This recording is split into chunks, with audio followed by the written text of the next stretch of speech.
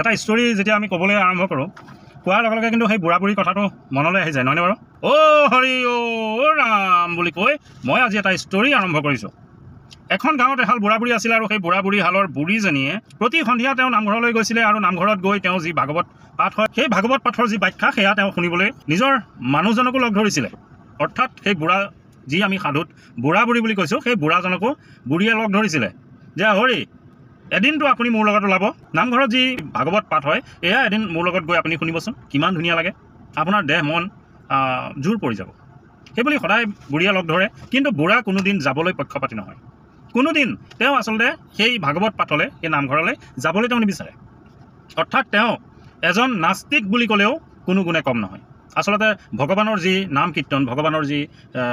ভজন কীৰ্তন সেয়া তেওঁ একেবাৰে সমূলি বেয়া পায় তেনেস্থলত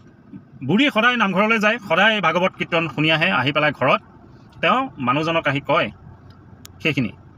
আৰু তেওঁ নুশুনা ভাও ধৰি থাকে এদিন বুঢ়ীয়ে এটা কথা মনতে পাঙিলে যে ইমান নাস্তিক এই মানুহটোক মই যেনেকৈ নহওক নামঘৰলৈ নিব লাগিব ভাগৱত যি পাঠ হয় এয়া মই তেওঁক এদিন শুনাব লাগিব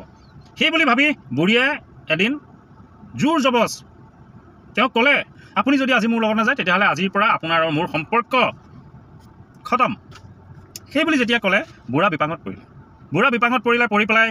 নগ'লেও নহ'ব এতিয়া আৰু যাবলৈওহে নিজৰ মন নাই বুঢ়া উপায়বিহীন হ'ল হৈ পেলাই চুৰীয়া ধুতি পিন্ধি পেলাই সুন্দৰভাৱে গামোচা ল'লে লৈ তেওঁ নামঘৰলৈ যাবলৈ ওলালে বুঢ়ীৰ লগত দুয়ো গৈছে নামঘৰলৈ যেতিয়া দুয়ো নামঘৰ গৈ পালেগৈ তেতিয়া নামঘৰৰ দুৱাৰমুখ পোৱাৰ লগে লগে ভিতৰৰ পৰা যোনে ভাগৱত পাঠ কৰে সেই বাপজনে কথাৰ কিবা মাজতে তেওঁ কৈ উঠিলে তুমি আহিলা তেতিয়া তেওঁ ভাবিলে মোক ইমান সম্বোধন জনোৱাৰ কি কথা আছে কোনোদিন নাহোঁ আজি অহা দেখি মোক ইনচাল্ট কৰিছে নেকি বাৰু এনেকৈ বুলি ভাবিলে বাৰু যি কি নহওক সেই বুলি গৈ যেতিয়া কঠ এখনত বহিলে বহাৰ লগে লগে তেওঁ আকৌ সেই বাপজনে ক'লে যে বহিছা তেতিয়া তেওঁৰ পটককৈ সেই খংটো উঠি গ'ল প্ৰথম আহিছোঁ দুৱাৰমুখ পাইছোঁ আহিছা বুলি কৈছে এতিয়া আকৌ মোক বহিছা বুলি কৈছে ইমান সম্বোধন জনোৱাৰ মোক কিহৰ দৰকাৰ আছে মানে মোক এয়া ইটিকিং কৰিছে মোক এয়া মিছবিহেভ কৰিছে সেই বুলি তেওঁ ভাবি কিছু সময় বহি তেওঁ আকৌ ঘৰলৈ যাওঁগৈ বুলি কঠখনৰ পৰা উঠি দুৱাৰমুখ পাইছে মাত্ৰ তেতিয়া আকৌ বাপজনে কথাৰ প্ৰসংগত ক'লে যে গ'লাগৈ নে কি তেতিয়া আৰু মানুহজনে পিছলৈ ঘূৰি নাচালে একেবাৰে একে চুটে সেই বুঢ়াজন ঘৰলৈ বুলি গুচি আহিল আৰু ৰাস্তাত যেতিয়া আহি আছে সেই তিনিটা শব্দ তেওঁ কৈ আহিছে মোক এনেকৈ কয় আহিলা বহিছা আকৌ যাবলৈ ধৰিছোঁ যোৱা সময়ত আকৌ কৈছে গ'লাগৈ এই বস্তুকেইটা তেওঁ মুখতে কৈ গৈ আছে ঘৰলৈ ঘৰ গৈ পাইছেগৈ পোৱাৰ পিছত যেতিয়া ঘৰৰ ওচৰ প্ৰৱেশ কৰিছে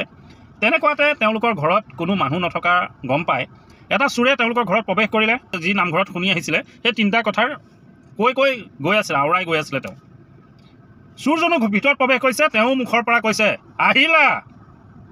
তাৰপিছত চোৰটোৱে ভাবিছে মহা বিপদত পৰিলোঁ কি হ'ব এতিয়া লাহেকৈ খিৰিকীখনৰ কাষৰ বেঞ্চি এখন আছিলে তাতে তেওঁ বহি পৰিলে সেই বেঞ্চিখনত তেওঁ যেতিয়া বহিলে তেতিয়া বুঢ়াটোৱে আকৌ এবাৰ ক'বলৈ ধৰিলে যে বহিছা আপুনি গম পাইছেনে বাৰু কথাটো তাৰপিছত যেতিয়া সি দেখিলে যে বা এইটো মোক দেখাই নাই ইমান সৰবজান মানুহ গতিকে মই কোন এইটোতো কৈ দিব এতিয়া এইটো ডাঙৰ কথা হ'ল যেতিয়া যাবলৈ ধৰিলে চোৰটোৱে তেওঁৰ মুখত ফুটাই থকা সেই লাষ্টৰ কথাটো তেওঁ কৈ দিলে যে গ'লাগৈ সেই বুলি কোৱাৰ লগে লগে তেওঁ যি পলাবলৈ ধৰিছিলে আচলতে নপলালে তেওঁ দৌৰি আহি তেওঁৰ ভৰিত পৰি দিলে সেই ককাজনৰ সেই বুঢ়াজনৰ ভৰিত আহি পৰি দিলেহি হে প্ৰভু মোক তুমি বচোৱা মোক তুমি ক্ষমা কৰি দিয়া মই তোমাৰ জগৰ লগাবৰ কাৰণে আহিছিলোঁ যেতিয়াই সেই বুলি ক'লে তেতিয়া লগে লগে সেই বুঢ়াটোৱে বৰ আচৰিত ধৰণৰ কথা আমাৰতো এওঁ কৈ থাকে ভাগৱতত বহুত কথা জানিবলগীয়া আছে ভাগৱত জানিলে মানুহ বহুত ডাঙৰ মানুহ হৈ যায় আচলতে তিনিটা শব্দহে মই শুনি আহিছিলোঁ আৰু এই তিনিটা শব্দই যেতিয়া মই প্ৰকাশ কৰিছোঁ এটা মানুহে আহি মোৰ ভৰিত পৰি দিছে সঁচাই গোটেই ভাগৱতখনেই যদি মই জানো গোটেই ভাগৱতখনৰ জ্ঞান যদি মোৰ হৈ যায় তেতিয়া কিমান মানুহে মোৰ ভৰিত পৰি দিব সেইটো কোনো গেৰেণ্টি নাই লগে লগে সেই ব্যক্তিজনক ক্ষমা কৰি দিলে আৰু তেওঁ সেই দিনাৰ পৰা নিজৰ ঘৈণীয়েকৰ লগত অৰ্থাৎ সেই সাধুটোত কোৱা বুঢ়া আৰু বুঢ়ীৰ লগত বুঢ়া সদায় নামঘৰলৈ যাবলৈ আৰম্ভ কৰিলে, গীতা পাঠ শুনিবলৈ আৰম্ভ কৰিলে, ভাগৱত পাঠৰ যি আচলতে ব্যাখ্যা হয় সেয়া তেওঁ শুনাৰ প্ৰয়াস কৰিলে, সেয়া শুনিবলৈ তেওঁ আগ্ৰহী হৈ গ'ল। অ' হৰি অ' ৰাম বুলি কৈ আজিৰ এই ষ্টৰিটোৰ পৰাও আমি বিদায় ল'লোঁ। এনেকুৱা ধৰণৰ অন্য এটা ষ্টৰিৰে পুনৰ আপোনালোকৰ ওচৰত হাজিৰ হ'ম। তেতিয়ালৈকে আপুনিও ভালে থাকক, আমিও ভালে থাকোঁ। অ' হৰি অ' ৰাম।